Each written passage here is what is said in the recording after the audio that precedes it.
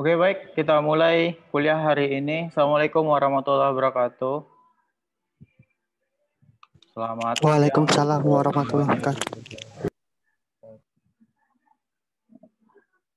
Selamat ketemu lagi kita di kuartal kedua ini.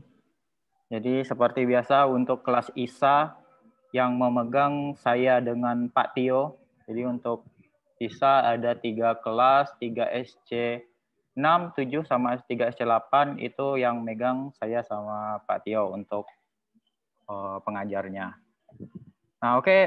Untuk pertemuan pertama ini kita bakalan introduction dulu tentang embedded system. Oke, sebelumnya saya pengen tanya, di lab Cisco teman-teman udah sampai belajar mana untuk IoT-nya? Kemarin terakhir data analisis, Pak. Oke, data analisis. Data science. Oke, untuk microcontrollernya pakai apa? Di lab Cisco-nya. Kemarin Ya? sama Pakai apa? Redbot Oh, oke. sama Raspberry Pi. Oh, pakai Raspberry. Oke. Oke. Untuk embedded system ini kita bakalan agak menurunkan sedikit rate kita. Kalau di lab Cisco kan pakai Raspberry Pi. Tapi untuk embedded system ini kemungkinan kita bakalan pakai Arduino dan kemungkinan saya bakalan bikin simulasinya untuk embedded system. Oke, sebelum masuk materi untuk metode pembelajaran di masa pandemi ini, kemungkinan besar kita bakalan menggunakan video ajar seperti biasa, seperti kelas-kelas saya sebelumnya. Tujuannya apa? Tujuannya karena teman-teman kan banyak praktek, jadi agar teman-teman tidak kerja dua kali,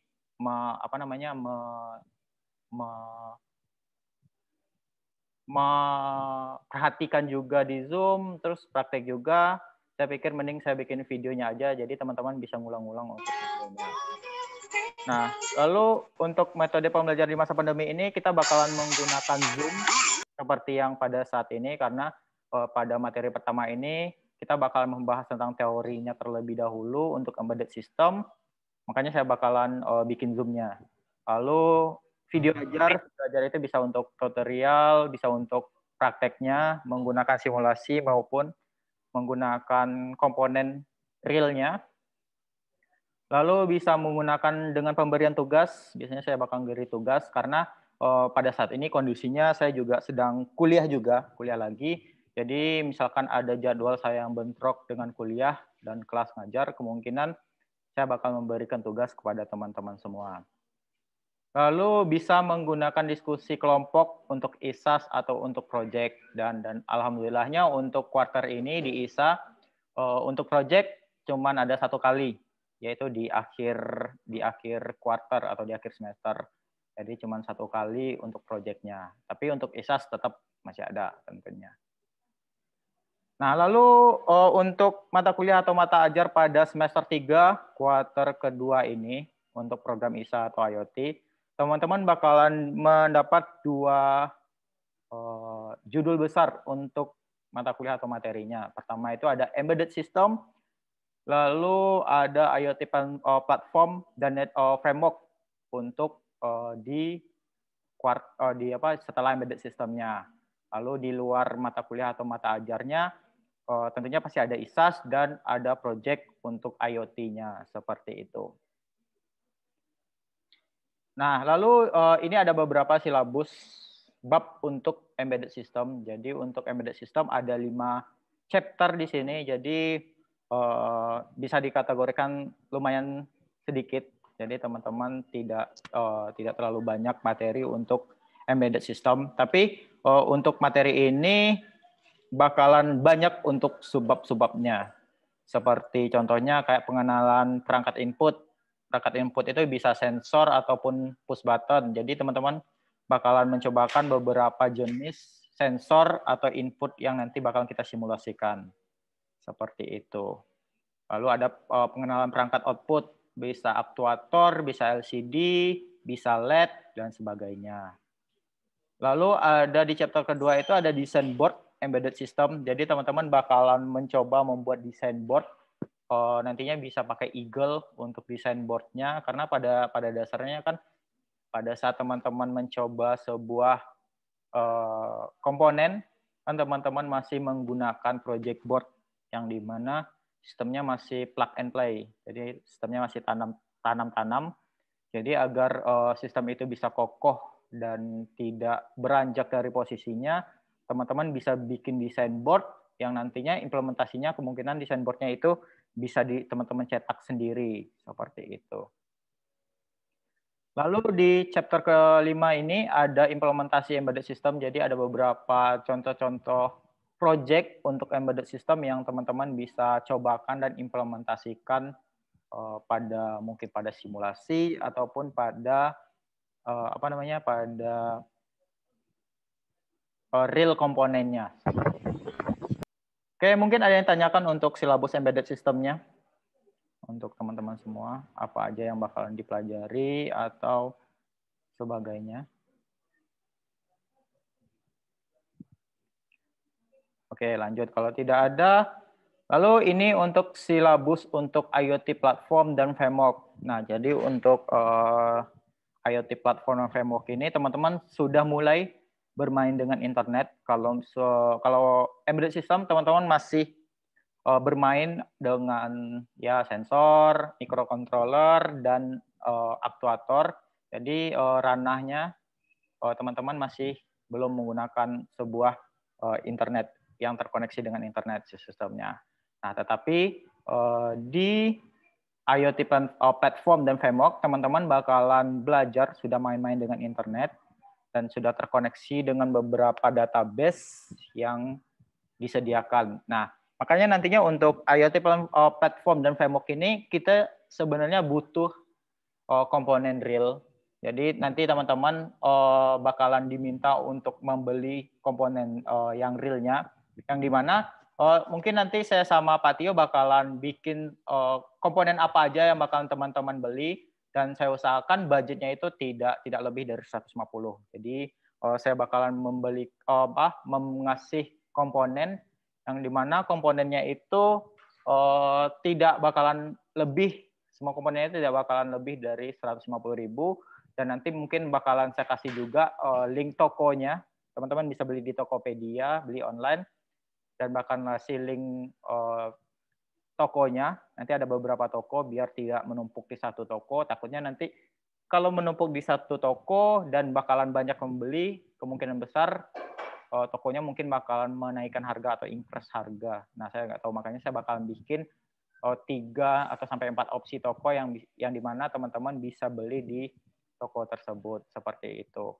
Nah, yang penting untuk IoT platform dan framework ini kita bakalan menggunakan Node MCU yaitu ESP8266. Kenapa? Karena Node MCU di sini sudah tertanam atau built-in dengan modul WiFi. Jadi teman-teman bisa menggunakan si Node MCU itu untuk terkoneksi ke WiFi, yang dimana WiFi-nya harus terkoneksi dengan internet, dan si Node MCU-nya ini nantinya bakalan terkoneksi ke database. Nah, untuk database mungkin kita bisa menggunakan Firebase, atau untuk platform atau framework kita bisa menggunakan ThingSpeak, ThingsBot, atau Tinger yang nantinya.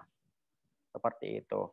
Lalu untuk bab yang ada di IoT platform dan framework ini ada 5 chapter juga untuk IoT platform dan framework ini. Pertama itu nanti bakal ada basic framework dan platform.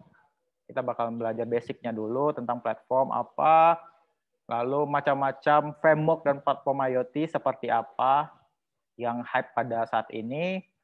Lalu ada implementasi framework dan platform IoT. Di sini teman-teman sudah mulai mencobakan apa aja framework dan platformnya yang bisa terkoneksi internet, yang dimana nantinya data sensor teman-teman itu bakalan dikirim melalui koneksi internet ke platform IoT dan bisa ditampilkan dalam bentuk statistik, bisa itu grafik, bisa pie chart, dan sebagainya, seperti itu.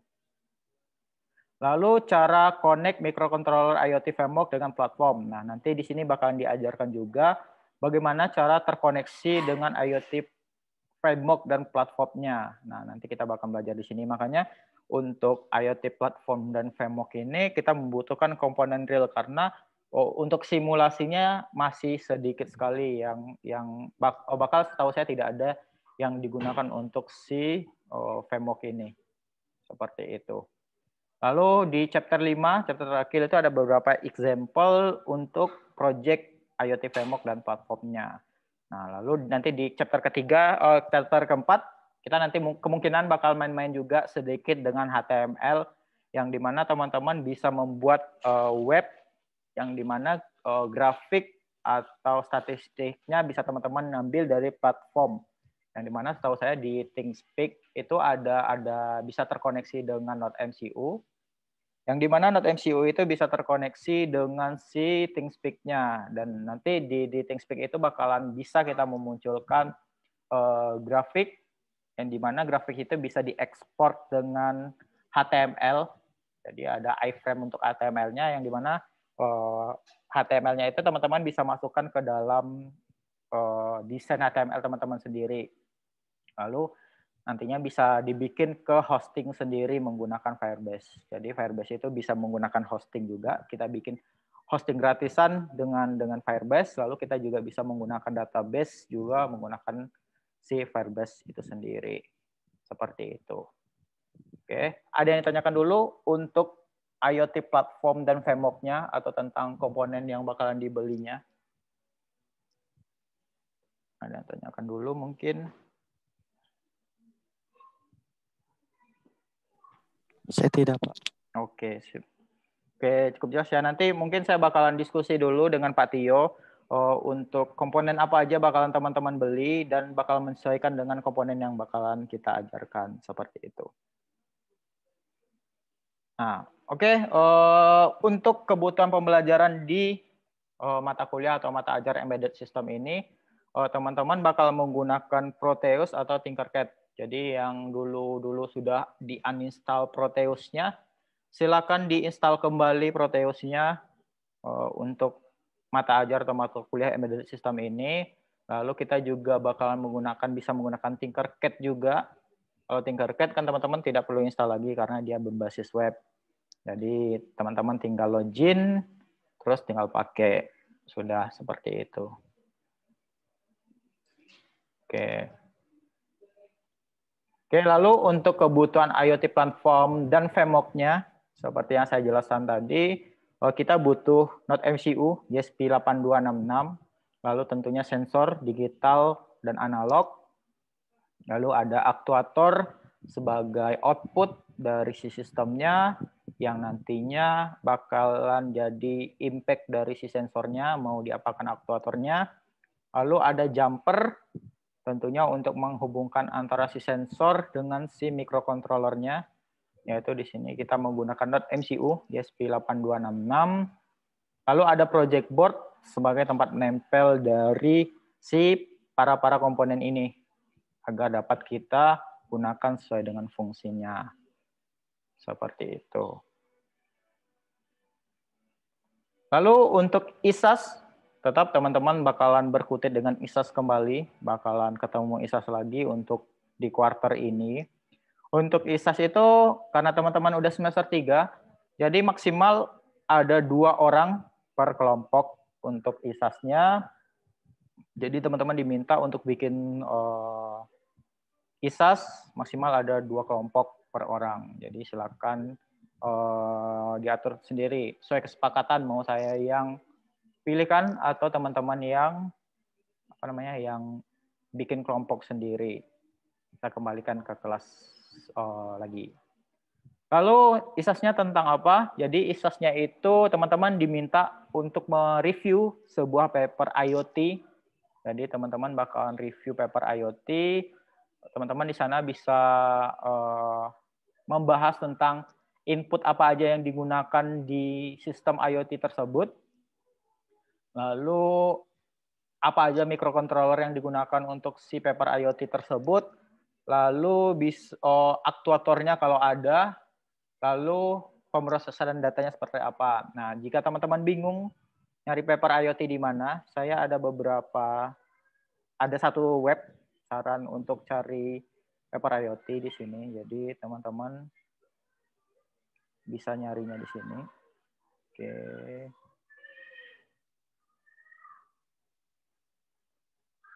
Oke. Sebentar.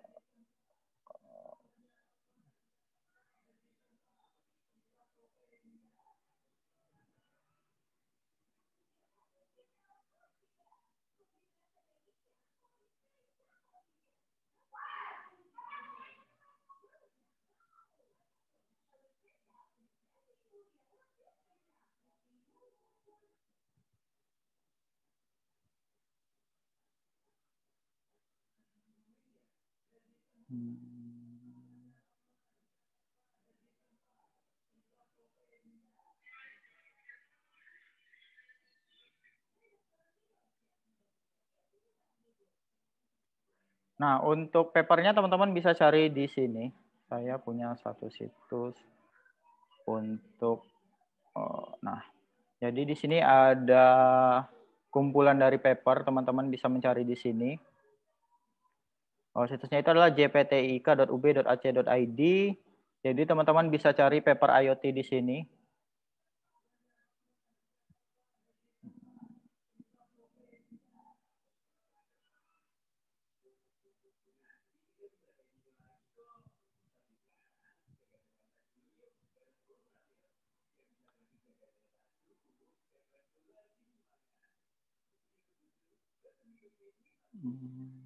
jptik.ub.ac.id.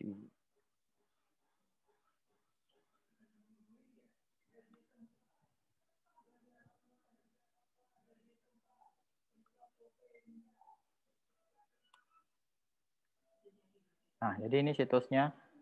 Teman-teman bisa cari di sini di jptik j-ptik ub.ac.id.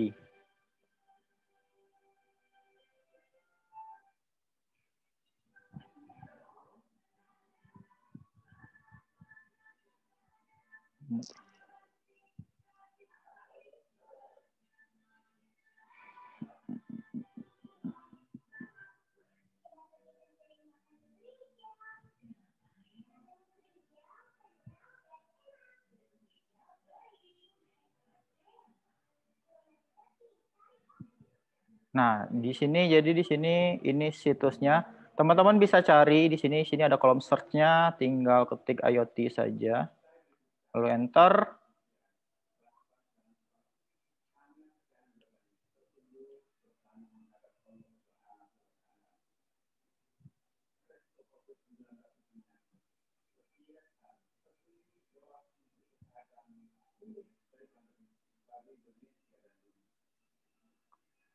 Nah, di sini banyak sekali paper tentang IoT. Teman-teman bisa pilih salah satu dari papernya. Jadi teman-teman bisa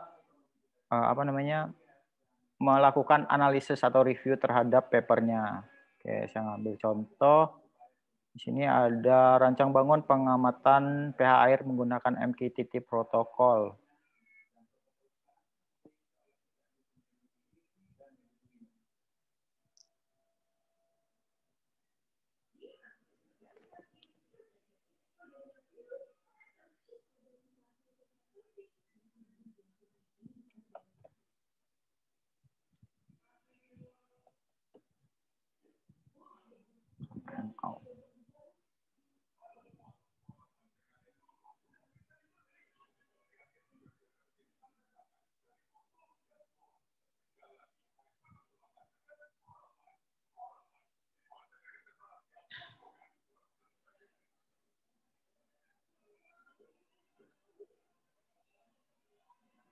Oke.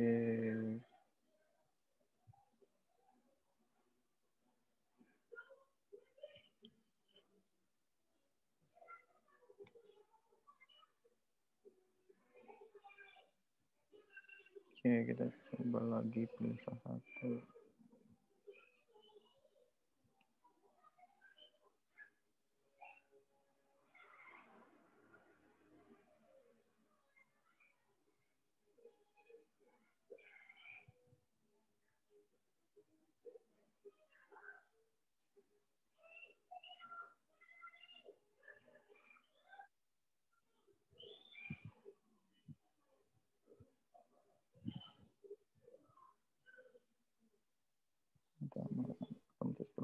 perbandingan database chain file lover gateway.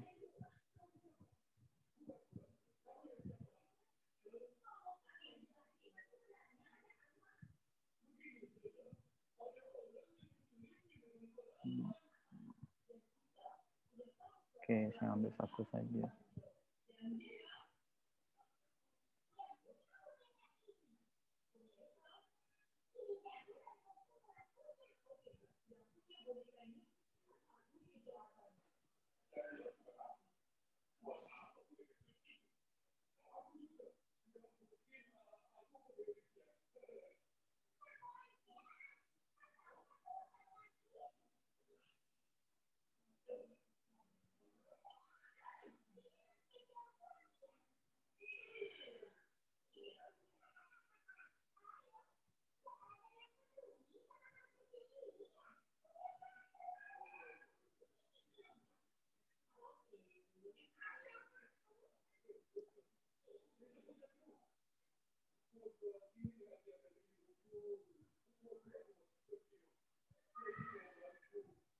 Nah, oke. Jadi ini contoh salah satu paper IoT-nya. Jadi untuk downloadnya teman-teman bisa klik di sini untuk download, dan di sini ada salah satu contoh paper IoT, judulnya itu Rancang Bangun IoT Cloud Platform berbasis protokol komunikasi MQTT. Nah, di sini ada pendahuluannya. Lalu di sini ada arsitektur komunikasi si publish sama subscriber-nya. Teman-teman bisa lihat di sini mekanisme untuk MQTT-nya. Nah, lalu di sini ada perancangan dari si sistemnya. Nah, teman-teman bisa capture saja gambar ini, lalu nanti masukkan ke laporan ISAS-nya.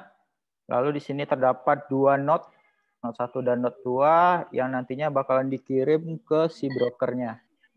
Nah, jadi teman-teman bisa analisis untuk paper IoT-nya. Lalu di sini ada alur kerja dari penangan publisher sama subscriber-nya untuk protokol MQTT-nya.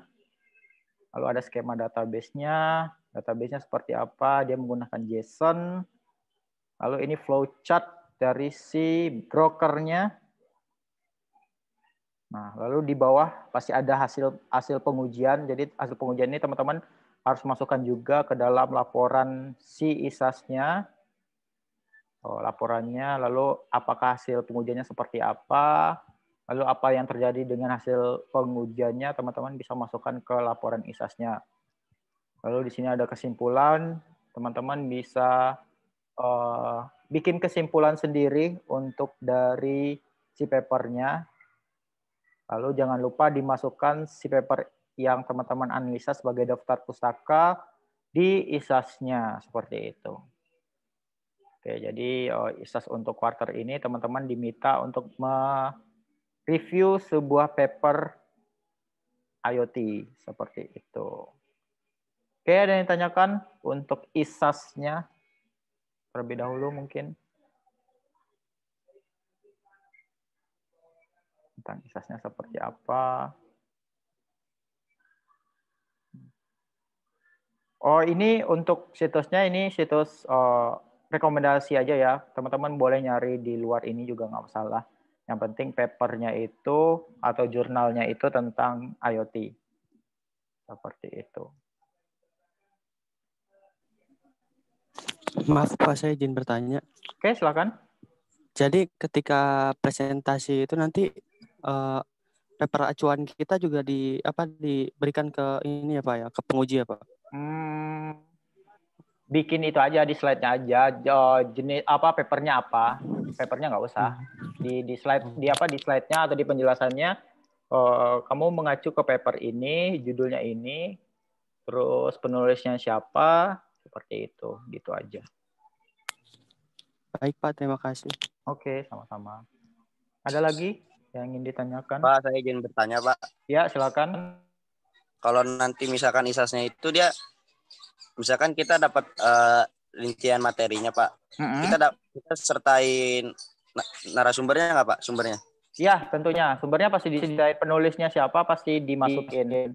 Lalu judulnya apa pasti dimasukin. Soalnya pada umumnya sebuah paper itu formatnya pasti seperti ini semua. Jadi pasti ada abstrak pasti ada. Lalu pendahuluan itu pasti ada. Lalu di bab 1 itu pendahuluan pasti. Lalu di bab 2 pasti ada.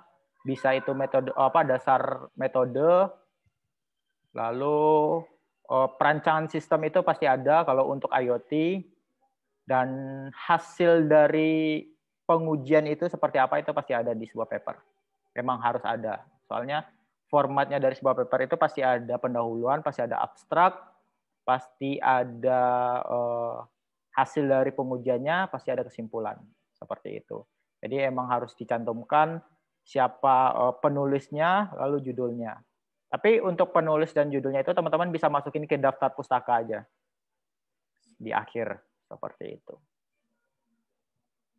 Mana sudah menjawab? Pak, mohon maaf.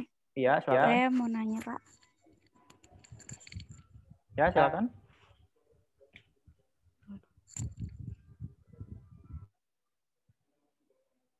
Halo, kedengaran? Maaf, Pak, tadi dulu sinyal saya. Oke. Kedengeran, Pak. Ya, silakan. Saya Korip mau nanya untuk sistematika penulisan si papernya ini apakah seperti apa ya, Pak? Oh, kalau untuk sistematika atau format penulisannya sama kayak itu aja, sama kayak ISAS pada sebelum-sebelumnya. Samain aja kayak ISAS sebelumnya. Seperti itu. Oke, Pak. Baik. Terima kasih, Pak. Yo, sama-sama. Maaf Pak, mau bertanya. Iya, silakan. Waktu pengajaannya dimulai dari kapan ya Pak? Kalau untuk pengajaannya sebenarnya sekarang udah mulai pengajaannya. Dan untuk presentasinya nanti saya share deh, saya lupa juga kalender akademiknya, nanti saya lihat lagi. Kalau dari sekarang udah mulai bisa untuk pengerjaannya. Silakan teman-teman yang mau nyicil dari sekarang diperbolehkan untuk pengerjaan ISAS-nya.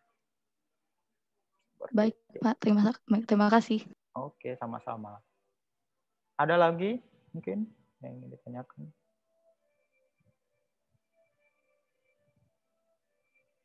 Jadi bebas teman-teman mau pilih papernya seperti apa atau jurnal seperti apa. Yang penting antara setiap kelompok itu tidak ada yang sama untuk papernya. Silakan teman-teman koordinasi di per kelasnya. Mau nanya, Pak. Ya, silakan. Hasil pengujiannya diambil dari internet juga? Hasil pengujiannya itu diambil dari papernya. Jadi untuk hasil pengujiannya teman-teman mengacu kepada si papernya. Jadi setiap paper itu pasti ada hasil pengujian. Nah, berarti ini hasil pengujiannya nih, performa. Nah, berarti ini yang bakalan teman-teman masukkan ke dalam ISAS-nya.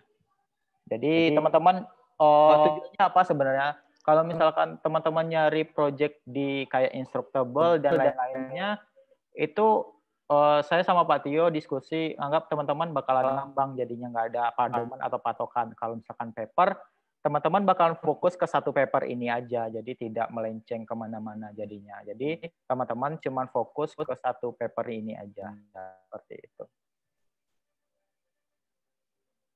Oke, sudah menjawab? Pak, kita bakalan dapat buku nggak, Pak? Oh, kemungkinan nanti bakalan dapat e-book sih sebenarnya. Saya sama Pak Tio juga masih masih mengusahakan untuk buku. Mungkin nanti bakalan diinfokan kembali mungkin seperti itu. Soalnya beberapa e-book masih misah-misah, masih mencar-mencar seperti itu. Silakan ditunggu aja info berikutnya mungkin. Pak, maaf mau tanya. Iya, silakan. Itu tadi kita yang harus dimasukkan ke dalam ISAS-nya itu bahas apa aja ya, Pak? Oh, yang dimasukkan untuk ISAS-nya itu pasti pendahuluannya ini teman-teman nggak ngambil dari pendahuluan si papernya. Jadi teman-teman silakan create sendiri pendahuluannya tentang menjelaskan apa sih papernya. Lalu landasan teori, kan di ISAS pasti ada landasan teori. Landasan teorinya teman-teman bisa ngambil dari landasan teori si papernya. Lalu perancangan sistem, teman-teman bisa masukin perancangan sistemnya. Di sini kan masuk rekayasa kebutuhan, bisa dimasukin di bab 3 ISAS-nya. Bisa dimasukin di bab 3 ISAS-nya. Lalu teman-teman bisa di bab 3 itu bisa menceritakan terlebih dahulu si papernya itu membahas tentang apa. Lalu sistemnya seperti apa, mau ngapain sih sistemnya, itu teman-teman bisa bahas di bab 3. Lalu seperti alur kerja ini bisa masuk di bab 3 nih. Lalu di bab 3-nya itu bakalan masuk juga hasil dari percobaan atau pengujian dari si paper ini. Teman-teman bisa masukin nih hasil pengujian. Lalu kesimpulan teman-teman masukin juga di paper di ISAS-nya. Tapi kesimpulannya itu berasal dari analisa paper yang teman-teman lakukan. Seperti itu. Gimana? Sudah menjawab? Seperti flowchart ini bisa teman-teman masukkan juga nih untuk Sudah, Pak. laporan ISAS-nya. Oke, ada lagi yang ingin ditanyakan untuk Maaf, ISAS-nya? Ya, silakan. buat record Zoom-nya nanti bakalan di-share atau Ya. enggak ya? Ya, nanti untuk record Zoom-nya nanti bakalan saya share. Tenang saja. Oke, ada lagi? Terima kasih, Pak. Yuk, sama-sama. Ada lagi yang ingin ditanyakan mungkin?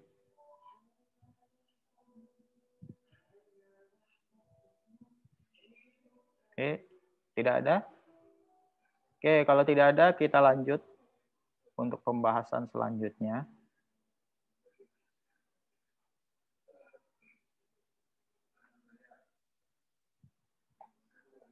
Nah, oke, tadi teman-teman kita sudah membahas tentang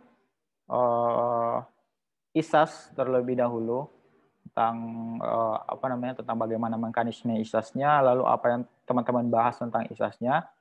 Lalu selanjutnya untuk quarter ini teman-teman juga bakalan dihadapi dengan project, tentunya sama seperti ISAS, maksimal kelompoknya 2 orang. Lalu project-nya apa? Project-nya itu membuat sebuah sistem berbasis IoT. Tetapi untuk project-nya ini bakalan dilaksanakan di akhir. Berarti setelah materi IoT platform dan framework. Jadi teman-teman bakal mulai mengerjakan project-nya bisa pada saat materi IoT platform atau pada saat sekarang teman-teman sudah mulai bisa memikirin apa sih project yang bakalan teman-teman bikin atau teman-teman buat.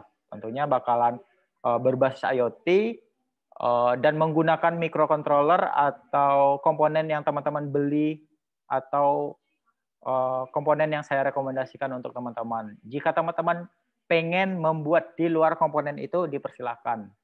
Seperti itu. Misalkan saya bakalan memberikan rekomendasi kayak sensor suhu, sensor ultrasonik mungkin, lalu sensor kelembapan di HT11. Nah, teman-teman boleh memilih sensor di luar itu. Misalkan teman-teman mau menambahkan fingerprint mungkin, tidak masalah. Mau menambahkan RFID mungkin di luar itu, tidak masalah. Seperti itu.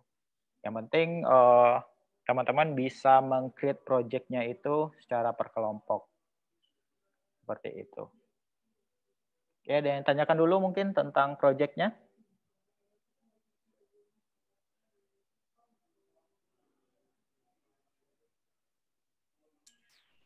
Pak, Oke.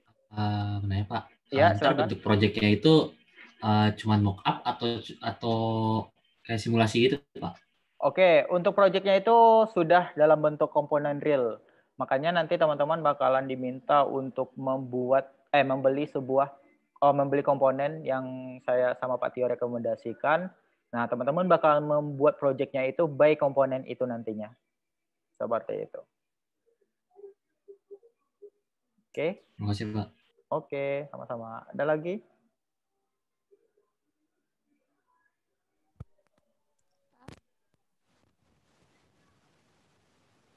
Ya, silakan.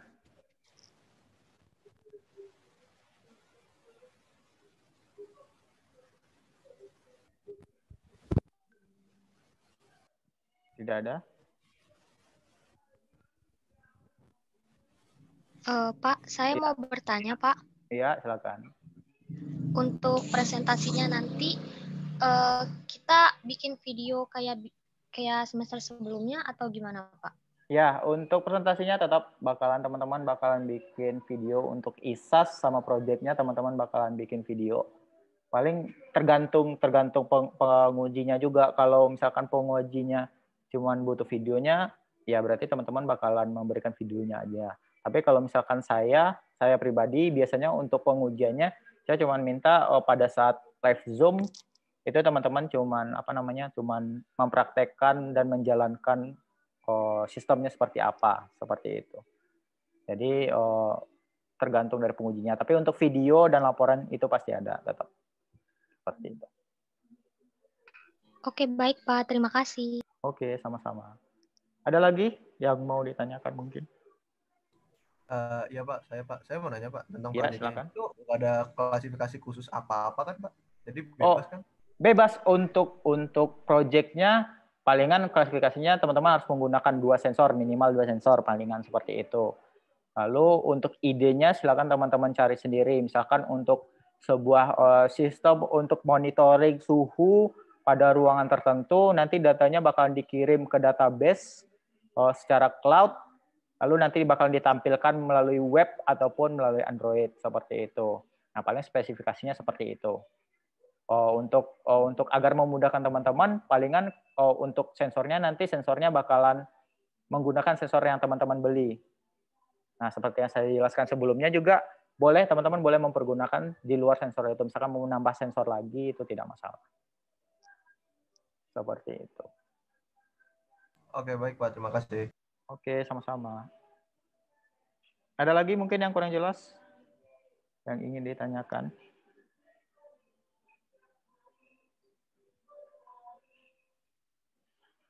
Oke, tidak ada. Kalau tidak ada, kita lanjut ke materi. Jadi untuk materi hari ini kita bakalan membahas tentang introduction si embedded system. Walaupun sebenarnya di sini teman-teman juga sudah mulai mengenal di semester sebelumnya, semester 2, teman-teman sudah mulai mengenal tentang embedded system itu seperti apa. Oke, di sini ada beberapa poin untuk si embedded system itu sendiri. Embedded system itu adalah sebuah kumpulan dari berbagai macam sistem yang menjadi satu kesatuan. Nah, jadi dalam embedded system itu pasti terdapat sebuah input, terdapat sebuah prosesor. Mungkin kalau digambarkan bentuknya bakal seperti ini. Nah, berarti di sebuah embedded system itu pasti ada sebuah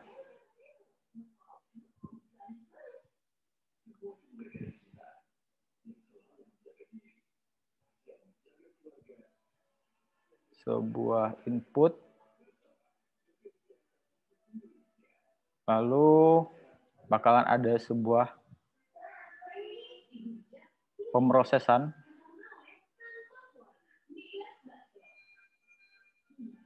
lalu bakalan ada sebuah output.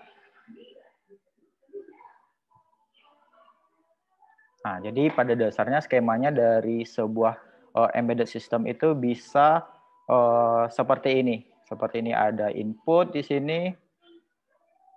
Ini ada input. Lalu di sini ada proses. Proses itu bisa menggunakan microcontroller. Input itu sendiri bisa menggunakan sensor. Lalu di sini ada output. Output itu bisa menggunakan aktuator. Bisa itu LED, motor servo, ataupun motor DC. Jadi pada dasarnya skematik dari sebuah embedded system itu seperti ini. Ya, bakalan ada 3 komponen penting itu. Nama lainnya untuk embedded system itu bisa disebut juga dengan sistem tertanam. Itu kalau di Indonesia kan. Lalu tujuan dari embedded system itu untuk menjalankan suatu tugas tertentu secara spesifik. Nah, jadi seperti poin pertama, sebuah kumpulan dari berbagai macam sistem yang menjadi satu kesatuan. Berarti di situ terdapat sensor, bisa sensor suhu, sensor sensor kelembapan dan sebagainya. Lalu ada pemrosesan data, lalu ada output. Nah, semua itu menjadi satu kesatuan, disebutlah sebuah embedded system. Lalu sistem embedded itu juga memiliki tujuan tertentu. Walaupun sebuah smartphone itu terdapat sensor, bisa input, ada pemrosesan data, dan ada outputnya, mobile phone itu bisa juga tidak bisa dikatakan embedded system. Kenapa? Karena dia tidak memiliki spesifik dari fungsinya. Kenapa? Karena smartphone itu bisa digunakan untuk telepon, bisa untuk media player, bisa untuk chattingan dan sebagainya. Tetapi kalau tujuan dari embedded system itu spesifik. Contohnya sebuah sistem digunakan untuk mensensing atau memonitoring sebuah kelembapan atau suhu. Seperti itu. Lalu contohnya seperti kipas angin. Kipas angin itu adalah salah satu contoh embedded system. Kenapa? Karena fungsi dari kipas angin itu spesifik. Ya, fungsinya untuk mendinginkan ruangan. Seperti itu. Tidak mungkin sebuah kipas angin digunakan untuk menelpon atau digunakan untuk chatting. Tidak mungkin. Atau teman-teman mau menambahkan fitur lain, tidak masalah. Nah, jadi kipas angin, lalu microwave, lalu printer itu adalah salah satu contoh embedded system karena dia memiliki tugas dan fungsi secara spesifik. Lalu bidang embedded system mencakup perangkat keras. Jadi biasanya embedded system itu mencakup antara perangkat keras, pasti berhubungan dengan elektronika, sensor, aktuator, dan sebagainya. Lalu embedded system biasanya diimplementasikan dengan microcontroller. Jadi sebuah embedded system itu pasti ada mikroprosesor atau mikrokontrollernya, yang dimana mikrocontroller ini berfungsi untuk memproses data yang bakalan didapat oleh sebuah sistem itu. Misalkan ada data sensor terhubung ke mikrocontroller, dan nantinya mikrocontroller itu bakal memproses datanya dan bakalan ditampilkan di aktuatornya. Ataupun datanya itu bisa dikirim ke cloud menggunakan mikrocontrollernya. Lalu sistem embedded dapat memberikan respon yang sifatnya real time. Jadi sifat utama dari si embedded system itu harus real time. Contohnya, misalkan teman-teman mau melakukan sensing terhadap suatu kelembapan di ruangan. Nah, otomatis teman-teman pasti pengen hasil dari kelembapan atau nilai sensornya itu real time. Nah, mungkin misalkan teman-teman mau sensing hari ini, tiba-tiba data hari ini itu baru ditampilkannya besok. Itu sangat tidak mungkin karena akurasinya itu bisa sangat buruk sekali. Karena tujuan dari sistem embedded itu harus real time. Misalkan teman-teman menyalakan kipas angin, nyalakannya sekarang, menekan tombolnya sekarang, nyalanya besok. Nah, itu sangat tidak mungkin. Berarti sistem embedded teman-teman itu harus dikoreksi lagi kenapa dia tidak bersifat real time. Jadi sifat utama dari sebuah sistem embedded itu harus real time. Harus real time, seperti itu. Nah, lalu di sini ada beberapa ciri-ciri embedded system. Pertama itu mempunyai computing power, dengan kata lain dilengkapi dengan sebuah prosesor. Nah, di sini computing power-nya itu bisa menggunakan microcontroller, yang dimana bisa menggunakan mikroprosesor atau microcontroller. Nah, bedanya apa antara microcontroller dengan mikroprosesor? Kalau seperti Arduino ESP8266 itu adalah microcontroller. Kenapa? Karena dia itu tidak memiliki fungsi yang kompleks. Tidak seperti Raspberry Pi. Kalau Raspberry Pi kan fungsinya kompleks. Di dalamnya ada operating systemnya juga, ada media, lalu ada I/O. Walaupun di microcontroller seperti Arduino dan ESP8266 sudah ada I/O-nya, tetapi fungsinya itu tidak kompleks. Jadi misalkan teman-teman mau bikin sebuah sistem embedded system atau IoT yang sederhana, bisa menggunakan si microcontroller. Tapi misalkan butuh yang kompleks, terutama untuk kayak machine learning, seperti face detector dan sebagainya, yang terdapat image processing di dalamnya, teman-teman bisa menggunakan Raspberry Pi. Ataupun masih banyak yang sama seperti Raspberry Pi, seperti Intel Galileo, yang dimana Intel Galileo itu perpaduan antara Arduino Uno dan Raspberry Pi. Seperti itu. Lalu kedua ciri-ciri dari embedded system itu mempunyai power, dengan kata lain dilengkapi dengan sebuah prosesor. Oh, ini sama. Oke, ini saya coret saja. Ini sama dengan poin pertama. Lalu bersifat real time, seperti yang saya jelaskan tadi, si embedded system itu harus bersifat real time, harus pada saat itu juga. Karena real time di sini sangat dibutuhkan pada embedded system, karena tidak mungkin respon dari embedded system itu lama, seperti itu. Lalu mempunyai tugas spesifik untuk si embedded system itu. Tugasnya spesifik seperti yang saya jelaskan tadi, untuk memonitoring suhu, lalu untuk melakukan sensing kelembapan, ataupun kayak misalkan sebuah mesin absen berbasis fingering, itu adalah sistem embedded. Kenapa? Karena fungsinya hanya untuk melakukan absensi saja, tidak ada fungsi yang lain. Jadi untuk embedded system ini cangkupannya juga termasuk sempit, karena sistemnya itu hanya memiliki fungsi yang spesifik saja, seperti itu. Nah, lalu di sini ada struktur dari embedded system itu seperti apa. Pertama itu di sini ada primary memory, yang dimana pada dasarnya teman-teman pasti bakal mengupload sebuah kode program pada sebuah microcontroller. Nah, kode program teman-teman itu agar bisa berjalan dan tersimpan, pasti tersimpan di primary memory ini. Ya, pada dasarnya pada saat teman-teman misalkan mengupload kode, lalu teman-teman besoknya mencabut lagi kodenya atau mematikan lagi microcontrollernya, pasti kode itu bakalan tersimpan di situ. Nah, simpannya itu di mana? Simpannya itu pasti di primary memory. Nah, lalu ada Central Processing Unit atau CPU. Skala CPU-nya itu bisa kompleks ataupun bisa sederhana. Nah, contohnya yang sederhana itu seperti Arduino, Arduino Pro Mini, Arduino Pro Micro, Arduino Nano, dan sebagainya. Itu adalah salah satu central processing yang sederhana atau tidak kompleks. Yang kompleksnya apa? Kompleksnya seperti Raspberry Pi, itu adalah salah satu contoh central processing unit yang kompleks. Lalu ada input output device di sini, yang dimana sebuah embedded system itu pasti memiliki input dan output device. Nah, lalu ada AD converter, yaitu analog digital converter ataupun digital analog converter, yang dimana di materi sebelumnya sudah diajarkan juga kalau sensor itu terbagi atas dua, yaitu analog dan digital. Yang dimana kalau misalkan analog, grafiknya bakalan seperti ini bentuknya. Nah, kalau misalkan digital, dia bakalan berbentuk seperti ini. Nah, ini digital. Lalu di sini ada nilainya 1, dan di sini ada nilainya 0. Nah, yang dimana AD itu, analog digital itu, dia bakalan mengkonversi dari sinyal si analog ini ke dalam bentuk digital. Caranya gimana? Caranya dia bakal men-sampling. Jadi seperti ini, bakalan dijadikan sinyal digital sama dia. Seperti ini.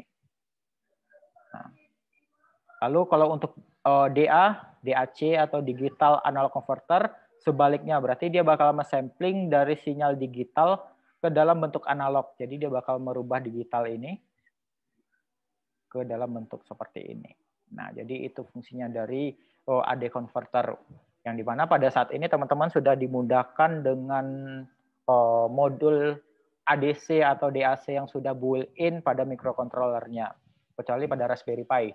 Jadi Raspberry Pi itu misalkan teman-teman butuh menggunakan sensor analog, otomatis teman-teman harus beli ADC-nya dulu agar si sensor itu dapat digunakan di microcontrollernya, di Raspberry Pi-nya. Nah, seperti itu. Lalu di sini ada power supply, pastinya menggunakan power supply, yang dimana power supply itu menggunakan untuk menyalakan semua komponen ini. Nah, semua komponen ini butuh dinyalakan dengan power supply.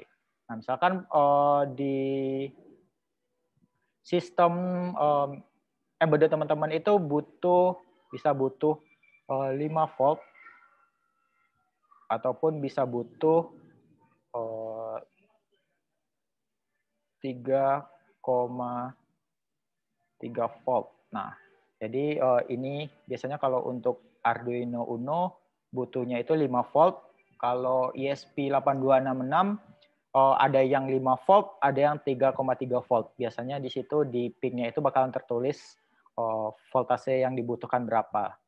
3,3 volt ataupun 5 volt. Nah, misalkan teman-teman punya sebuah adapter atau power yang dimana powernya itu 9 volt.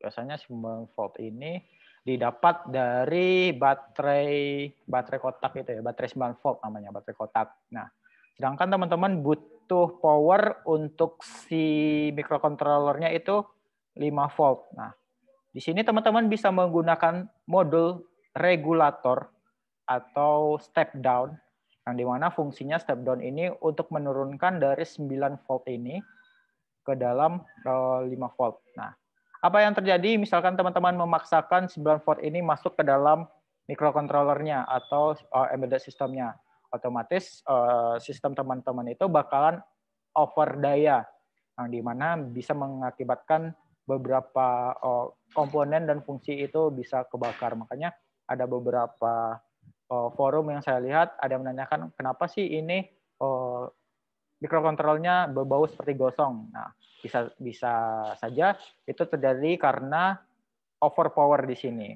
Nah, makanya kita butuh sebuah step down di sini untuk menurunkan dari tegangan 9 volt ini ke dalam 5 volt.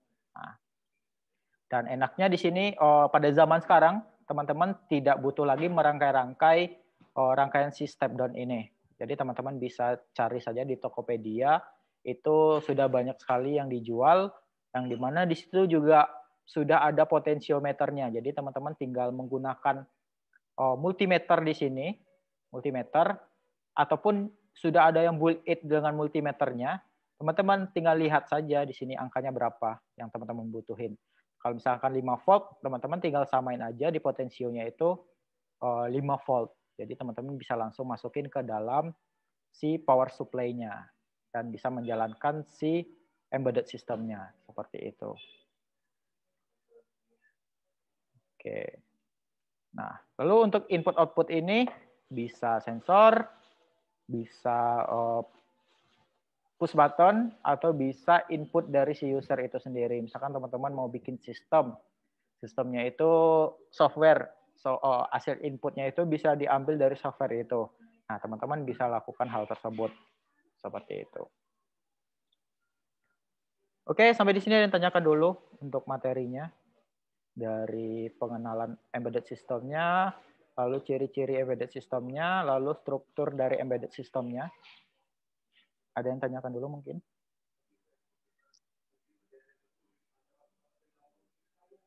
Oke, kalau tidak ada kita lanjut. Oke, selanjutnya di sini ada arsitektur dari embedded system. Nah, bedanya apa dengan struktur?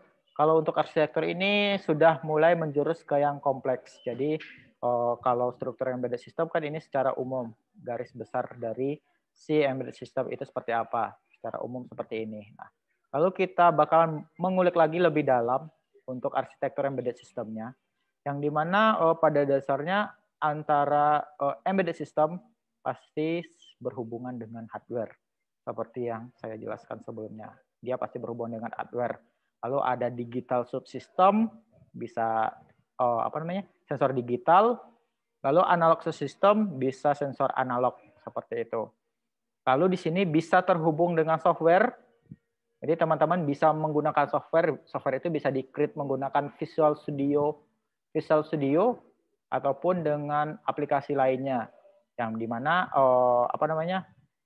komunikasinya bisa menggunakan komunikasi serial maupun bisa menggunakan komunikasi internet seperti itu. Lalu ada mechanical optical subsystem, yang dimana mechanical optical ini adalah keadaan yang ada di luar atau keadaan yang bakalan disensing atau nilai yang akan didapat oleh sebuah sensor. Contohnya, misalkan sensor suhu, otomatis mechanical opticalnya pasti dia bakal mendapatkan nilai suhu. Pasti bisa dalam bentuk derajat Celcius, dalam bentuk Fahrenheit, ataupun dalam bentuk Kelvin. Itu terserah teman-teman mau menampilkan satuannya dalam bentuk apa. Nah, lalu bakal dibaca tergantung dari sensornya, apa sensor digital apapun sensor analog seperti itu.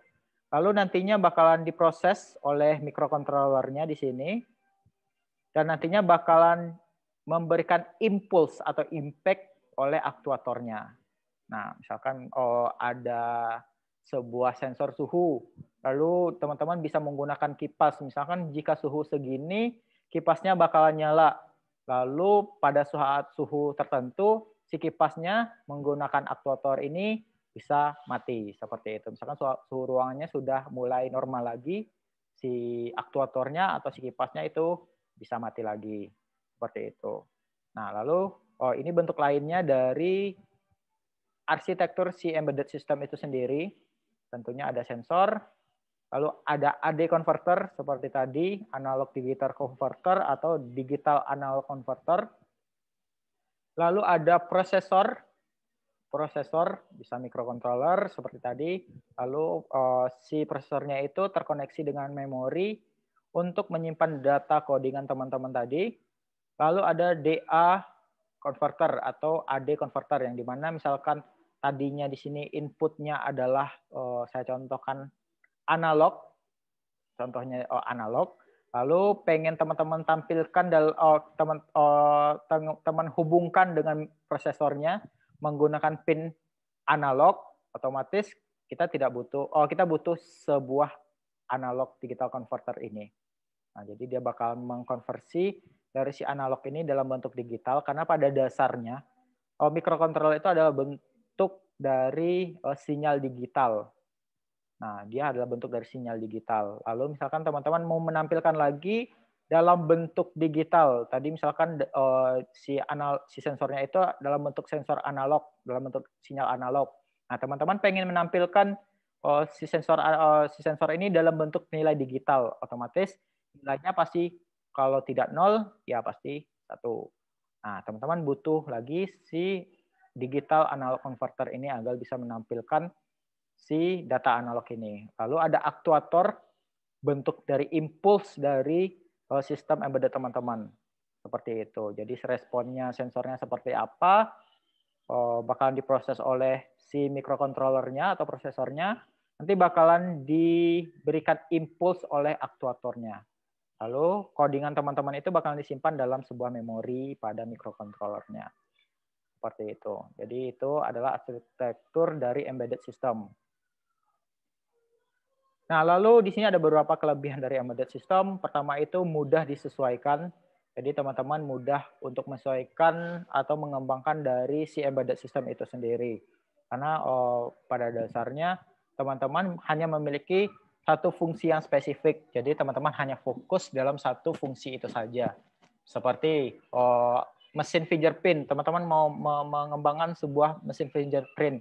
Berarti teman-teman hanya fokus ke sistem fingerprint itu sendiri dari fiturnya itu, yaitu membaca sidik jari dan mengirim data sidik jari itu, seperti itu. Lalu konsumsi daya yang rendah karena si embedded system itu tidak memiliki fitur yang terlalu banyak, jadi otomatis sensor yang digunakan juga tidak terlalu banyak, makanya konsumsi daya yang bisa rendah. Ataupun beberapa microcontroller itu sudah memiliki fitur low energy. Seperti Wemos itu ada beberapa fitur low energy-nya. Jadi misalkan teman-teman tidak menggunakan beberapa fiturnya, pertama WiFi, jadi Wemos itu sama seperti NodeMCU sebenarnya, yaitu microcontroller yang telah tertanam modul WiFi di dalamnya. Jadi di dalam Wemos itu terdapat suatu fitur yang dimana fitur low energy-nya. Jadi misalkan ada si microcontroller itu mendeteksi tidak ada aktivitas pengiriman data menggunakan komunikasi WiFi, si Wemos itu bakal mematikan fitur WiFi-nya.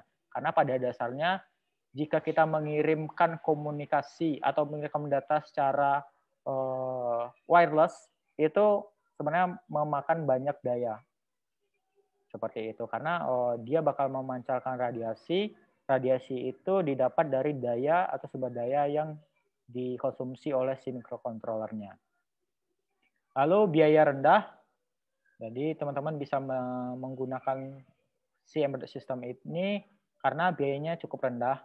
Teman-teman boleh searching saja di Tokopedia untuk sensor-sensor basic, terutama ya dasar, suhu, kelembapan, sensor jarak ultrasonik itu harganya tidak terlalu mahal.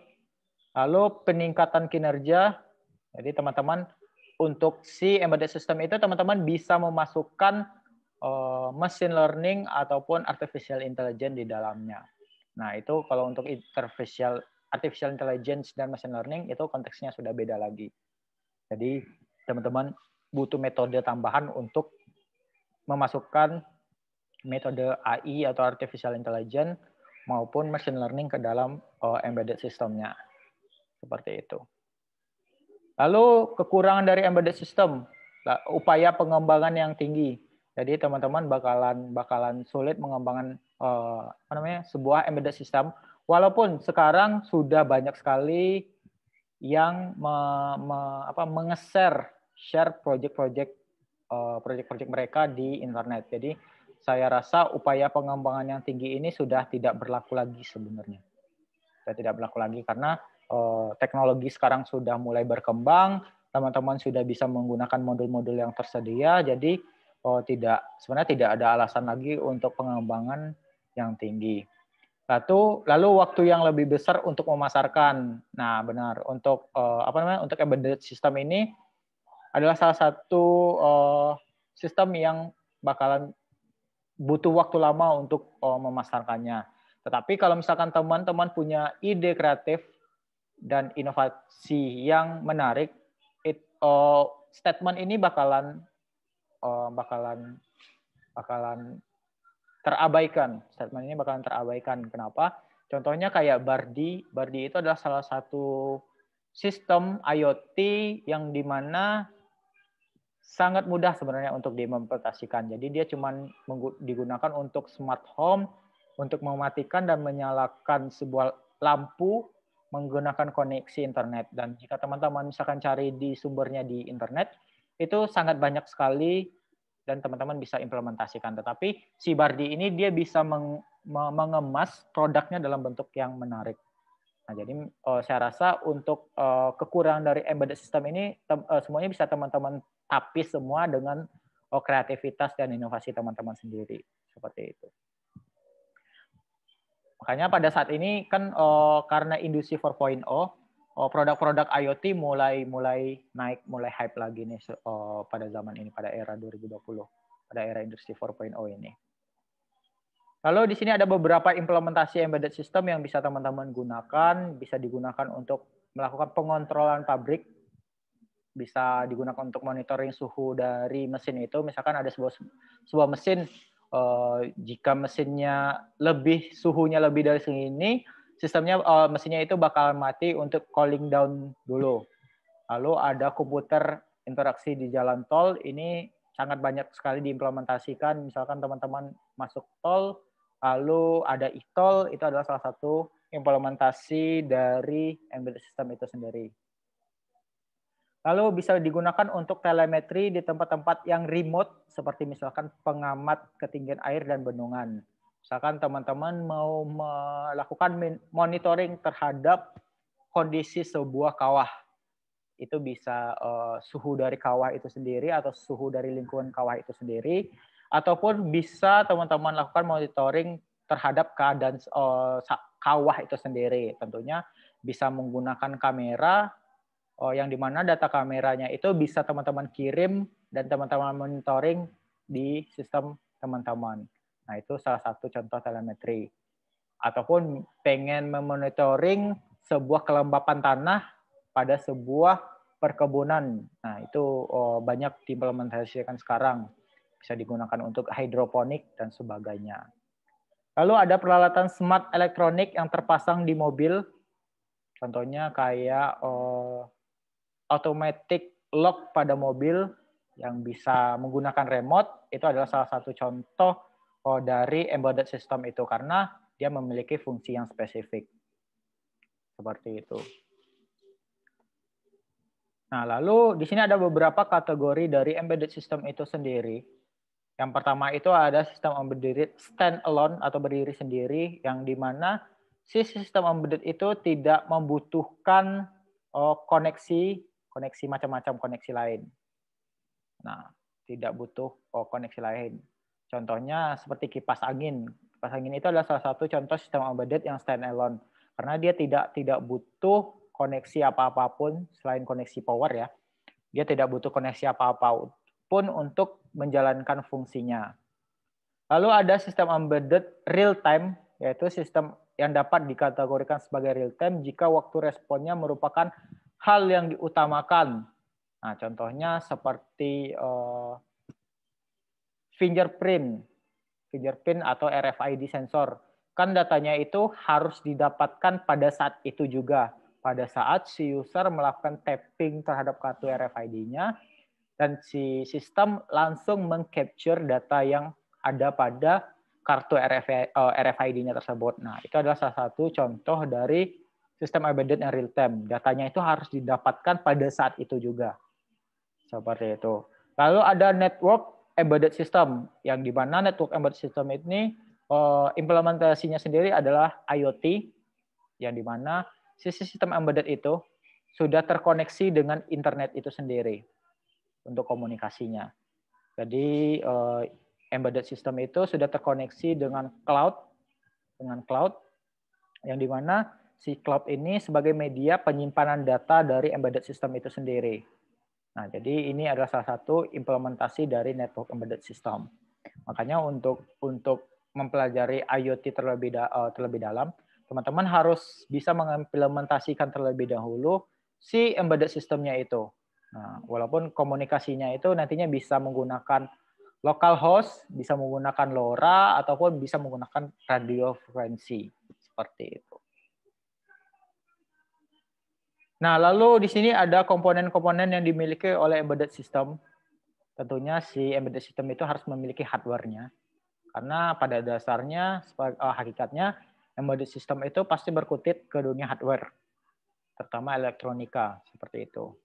Lalu memiliki software dan firmware, yang dimana softwarenya itu digunakan untuk media UI atau media untuk upload program. Contohnya kalau misalkan Arduino itu punya IDE Arduino, yang dimana IDE itu pasti memiliki serial monitor, yang dimana serial monitor itu digunakan untuk menampilkan data sensor yang di-capture atau yang di-sensing oleh sensornya. Lalu memiliki sistem operasi real time ataupun pemrosesan data. Berarti ada dua statement di sini. Bisa menggunakan sistem operasi ataupun bisa menggunakan pemrosesan data. Nah, kalau sistem operasi yang real time, biasanya teman-teman bisa temukan di Raspberry, karena di lab Cisco teman-teman sudah belajar juga tentang Raspberry. Lalu pemrosesan data bisa teman-teman dapatkan di microcontroller seperti Arduino dan ESP8266. Seperti itu. Yang dimana bedanya ini hanya untuk pemrosesan data yang kompleks, ini yang kompleks, ini yang sederhana atau basic. Nah, secara basic seperti itu. Jadi sebenarnya untuk pemilihan microcontroller itu tergantung dengan kebutuhan teman-teman sendiri saja. Misalkan teman-teman mau bikin sistem yang kompleks, nah otomatis microcontroller yang teman-teman gunakan harus menggunakan microcontroller yang kompleks juga. Sedangkan misalkan teman-teman cuma butuh fungsi atau fitur yang basic saja, teman-teman bisa menggunakan microcontroller yang fiturnya basic juga. Karena pada pemilihan microcontroller ini juga berhubungan dengan pemakaian daya yang bakalan teman-teman gunakan. Otomatis kalau misalkan kompleks, dayanya juga bakalan besar juga untuk penggunaannya. Tetapi kalau untuk pemrosesan data yang basic, daya yang digunakan juga bakal makin sedikit. Nah, dan itu kembali lagi kepada tujuannya, teman-teman menggunakan sebuah sistem itu untuk long time, waktu yang panjang atau waktu yang sebentar. Otomatis kalau waktu yang panjang, teman-teman juga harus memikirkan dayanya itu bagaimana, seperti apa. Seperti itu. Nah, lalu di sini ada beberapa contoh dari project embedded system dengan microcontroller yang saya lihat dari beberapa sumber. Jadi di sini ada contoh project embedded system, namanya itu bus wire with score. Jadi sebenarnya prinsip kerjanya ini sama seperti switch atau push button, yang dimana jika lempengan besi ini yang menghantarkan arus listrik terhubung dengan lempengan tembaga ini, dia bakalan menghubungkan arus. Yang dimana jika dia menghubungkan arus bakal membunyikan buzzer. Nah, ini ada buzzer di sini. Lalu di sini ada 7 segmen, yang dimana 7 segmen ini bakal mengcounting atau menghitung berapa banyak si tembaga atau besi ini menyentuh tembaga ini. Bisa jadi di sini misalkan ini adalah kutub positifnya, sedangkan tembaga ini adalah kutub negatifnya. Jadi misalkan dia terhubung, dia bakalan menghasilkan arus dan menyebabkan buzzer di sini berbunyi. Lalu di sini dia juga menggunakan microcontroller. Microcontroller di sini dia menggunakan Arduino Nano. Di sini dia menggunakan microcontroller sebagai prosesor atau proses datanya. Ini CPU-nya. Nah, sedangkan input-outputnya apa? Input-outputnya ada di sini. Ini ada inputnya, yang dua ini. Tembaga ini ada inputnya. Lalu outputnya, di sini ada 7 segmen. Di sini ada buzzer untuk outputnya. Lalu di sini ada LED. Ini adalah contoh output dari si sistem embedded systemnya. Jadi di sini adalah salah satu contoh embedded system yang standalone. Jadi dia tidak terkoneksi dengan sistem yang lain di luar sistem itu sendiri. Jadi ini adalah salah satu contoh embedded yang standalone. Lalu di sini dia butuh power di sini, power supply tentunya. Power supply-nya 9 volt. Misalkan si Arduino Nano ini butuh 5 volt, dia bakalan menurunkan tegangannya dari 9 volt ke 5 volt menggunakan rangkaian regulator. Lalu selanjutnya di sini ada contoh implementasi embedded system. Ini adalah sebuah kontrol yang digunakan untuk mengontrol sebuah game. Yang dimana di sini pada dasarnya ada beberapa microcontroller yang mensupport fungsi untuk keyboard. Jadi pada dasarnya kan teman-teman bisa menggunakan keyboard untuk melakukan controlling terhadap game yang teman-teman lakukan. Misalkan untuk up, down, tombol up, down pada keyboard itu untuk misalkan untuk lompat, untuk jump. Sedangkan untuk kiri, kanan, left, right-nya untuk membelokkan sebuah mobil. Nah, di sini teman-teman bisa mengimplementasikan controlling itu menggunakan sensor akselero ataupun bisa pakai gyroscope. Misalkan dengan sumbu segini, kadang segini, itu adalah tombol X pada keyboard. Misalkan tombol X untuk, tombol left pada keyboard. Misalkan left untuk membelokkan si mobilnya. Sedangkan untuk kondisi ini dan nilai ini untuk membelokkan ke arah right pada controllernya. Nah, lalu ini adalah salah satu contoh dari implementasi embedded system yang real time. Otomatis misalkan responnya segini, otomatis bakalan langsung direspon oleh si gamenya atau si sistem gamenya. Nah, ini adalah contoh dari sistem yang real time. Sistem embedded yang real time. Otomatis nggak mungkin kan teman-teman bakalan kontrolin sebuah game beloknya sekarang, lalu responnya besok. Itu sangat tidak mungkin. Nah, lalu di sini adalah salah satu contoh lagi implementasi embedded system, yaitu LED cube namanya. Di sini ada LED cube yang dimana tujuannya hanya sebagai pola. Jadi nanti si LED ini bakalan menyala sesuai pola yang telah diprogram oleh si pengembangnya. Lalu di sini ada microcontroller. Microcontrollernya di sini menggunakan Nano lagi, Arduino Nano. Lalu outputnya di sini adalah si LED ini. Nah, sedangkan inputnya teman-teman bisa tanam di kode programnya. Inputnya itu bisa kondisi, misalkan kondisi ini dia bakalan nyalanya seperti ini, kondisi ini nyalanya seperti ini. Nah, itu adalah salah satu inputnya. Seperti itu. Lalu ada microcontrollernya sebagai prosesornya. Seperti itu. Nah, jadi itu adalah beberapa contoh pengembangan atau contoh implementasi dari embedded system itu sendiri. Jadi teman-teman bisa mengembangkannya lebih jauh lagi untuk embedded system. Seperti itu. Ataupun teman-teman mau mengembangkan si controlling ini menggunakan IoT. Otomatis kalau IoT teman-teman bisa mengontrolnya secara jauh. Misalkan video game teman-teman ada di kampus, misalkan teman-teman ada di rumah, teman-teman bisa mengkontrol video gamenya menggunakan controlling ini. Lalu bisa menampilkan displaynya menggunakan kamera seperti itu. Jadi itu adalah beberapa implementasi dari embedded system. Lalu di sini ada lagi salah satu contoh implementasi dari embedded system yang dimana di sini dia menggunakan RFID sebagai keamanan atau door lock. Jadi teman-teman bisa melakukan penguncian sebuah pintu menggunakan fungsi dari RFID ini. Lalu inputnya apa? Inputnya di sini ada RFID. Jadi data si RFID ini. Karena setiap RFID itu, setiap kartu RFID itu memiliki data yang berbeda-beda. Nanti datanya ini bakalan dibaca pada ini namanya receiver untuk RFID-nya. Ini transmitter, kartunya itu transmitter. Nanti datanya bakalan dibaca di receiver-nya. Lalu nanti data yang dibaca itu bakalan dikirim ke microcontroller sebagai prosesornya. Di sini ada prosesornya. Komponen wajib untuk sebuah embedded system. Lalu nanti datanya bakal diproses. Misalkan kalau misalkan data si RFID-nya itu sudah sesuai, dia bakalan membuka pintunya. Di sini outputnya adalah solenoid door ini. Ini adalah outputnya. Jadi dia outputnya kalau misalkan data di RFID itu sudah benar atau bernilai true, dia bakal membuka si solenoidnya ini. Jadi solenoid ini bakal masuk ke dalam, mengakibatkan pintunya bisa terbuka. Lalu di sini ada powernya, tentunya powernya menggunakan baterai di sini.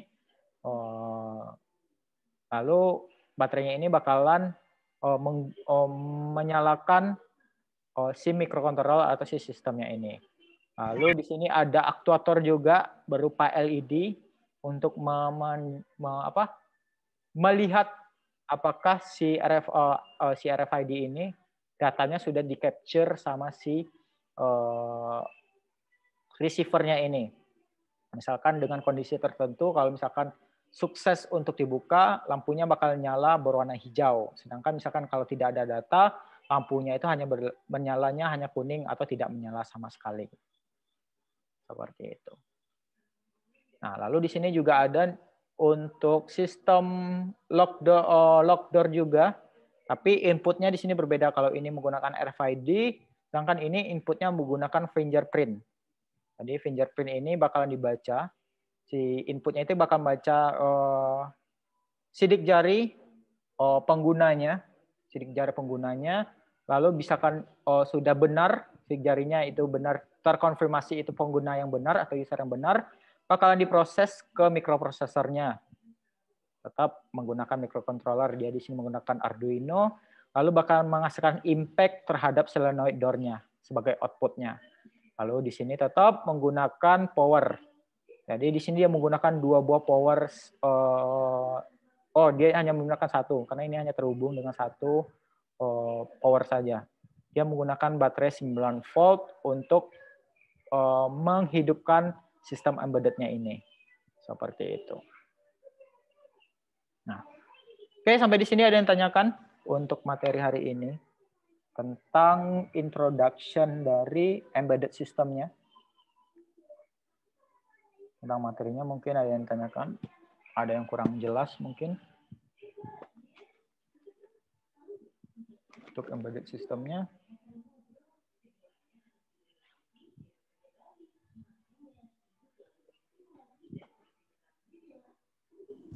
Halo.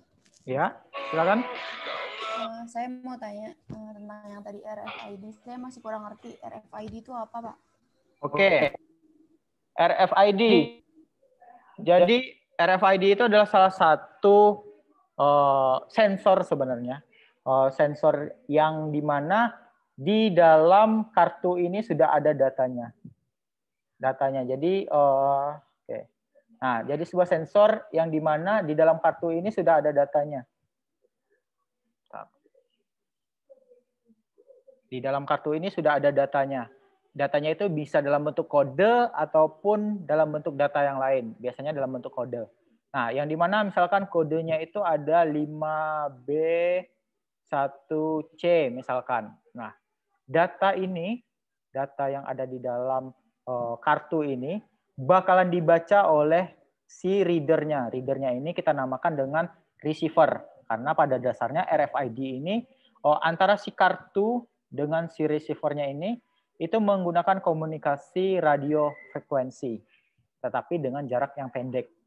Nah, jadi data ini, data si kartu ini bakalan dibaca oleh si transmitternya.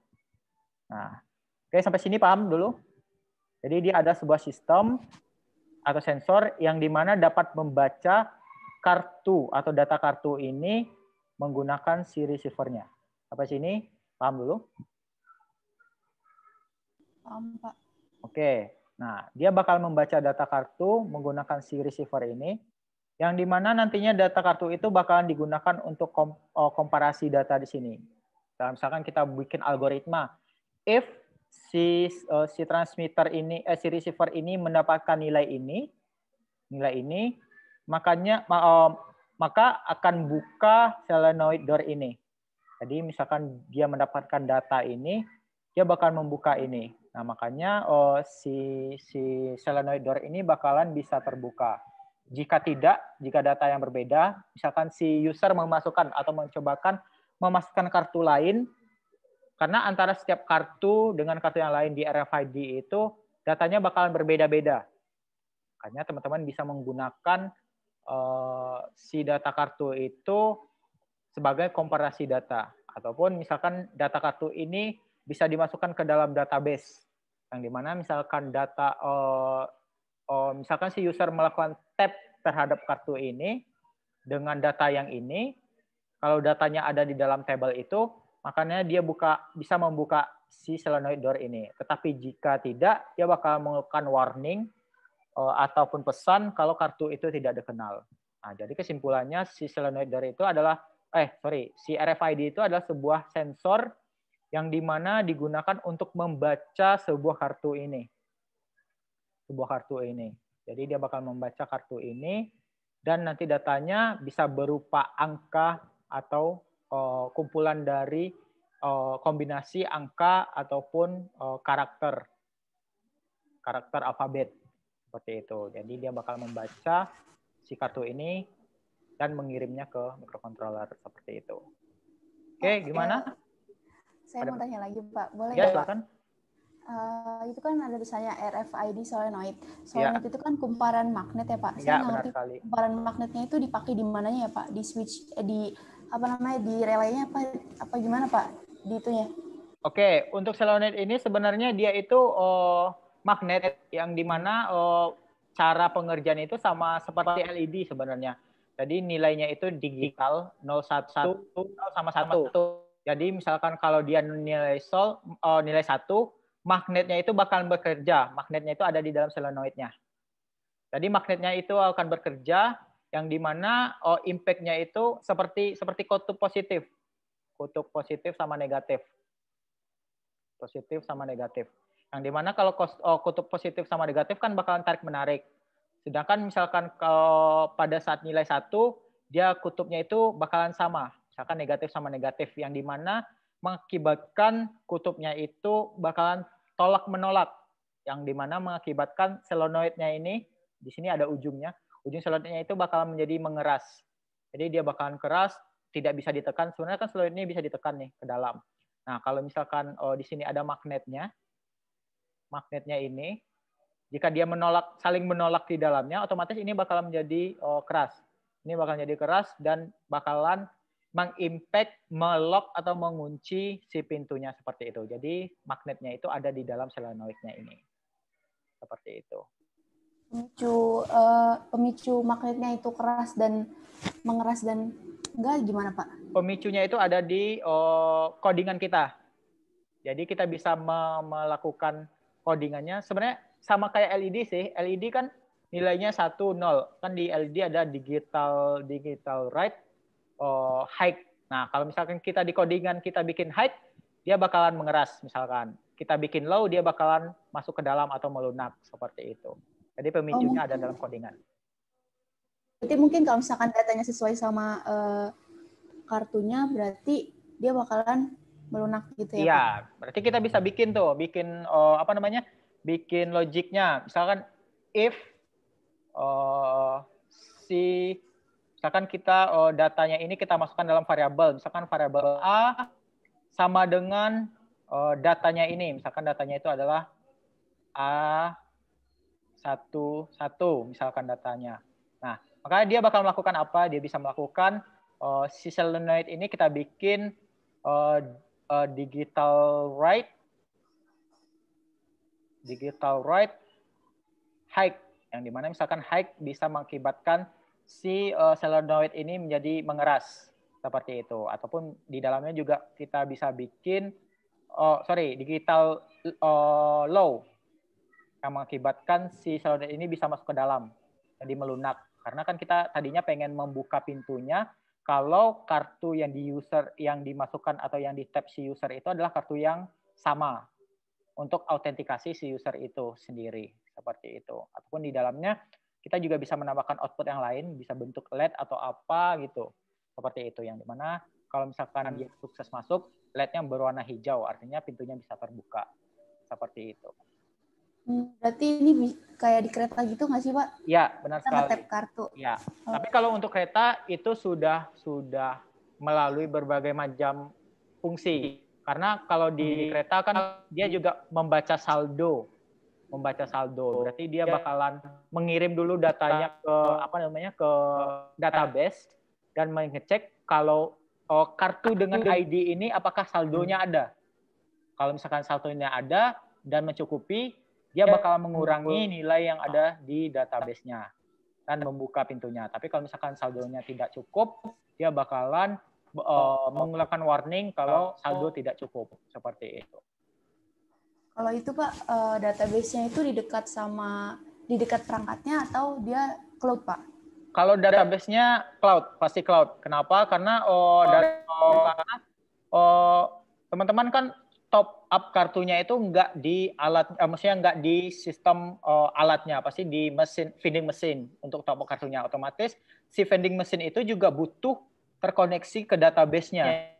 Pasti terkoneksi ke database-nya pada saat teman-teman top up dengan ID segini, si vending machine-nya bakal mengirim data kalau dengan ID segini, sudah melakukan top up loh. Dengan ID segini sudah melakukan top up dan datanya bakal disimpan dalam database-nya. Jadi di database-nya pasti menggunakan cloud. Seperti itu.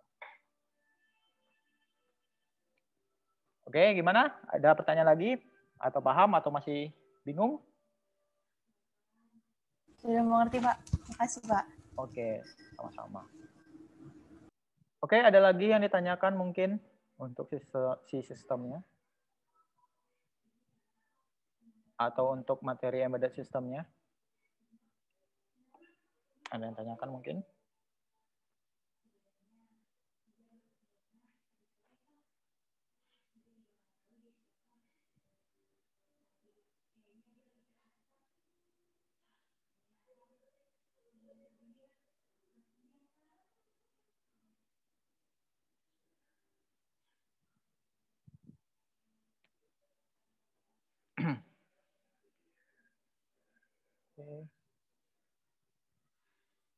Oke, kalau tidak ada yang ditanyakan, silakan teman-teman menyalakan kamera dulu, kita screen capture dulu. Kita dokumentasi dulu untuk kelas hari ini. Silakan dinyalakan kameranya. Untuk kelas hari ini kita dokumentasikan dulu.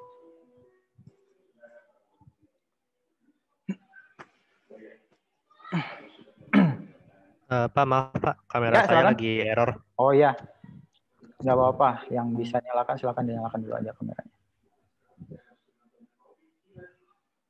Kita dokumentasi dulu.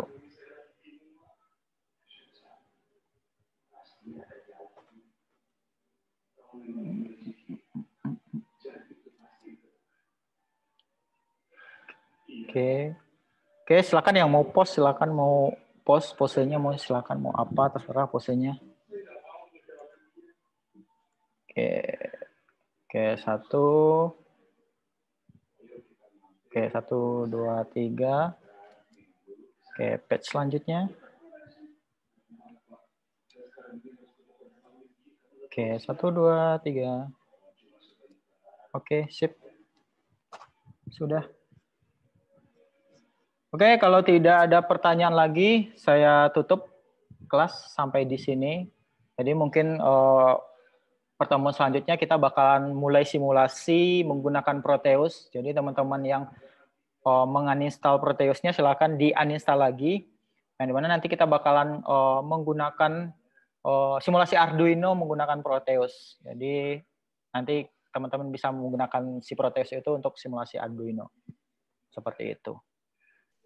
Oke, kalau tidak ada pertanyaan, saya tutup kelas hari ini.